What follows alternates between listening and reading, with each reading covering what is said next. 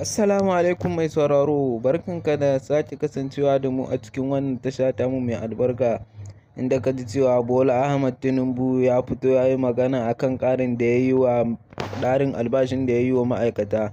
Ba don komai ya musu wannan ƙarin albashi ba sai don rage raɗaɗin wannan yanayi da ake ciki. Kuma Bola Ahmad Tinubu ya ce insha Allahu za a ga sauyi a gare shi. Mai sauraro, in dai farkon zuwanka ne ziyartar wannan tashar, ka daure ka danna mana subscribing, kana ka danna mana alamar ƙararrawa, domin hakan ne zai sa ka samu sababbin labaranmu da zarar mun ɗora. Inda ya ce ƙarin albashin da ya musu ba wai na dindindin ba ne ba, ya yi shi ne saboda a rage raɗaɗi.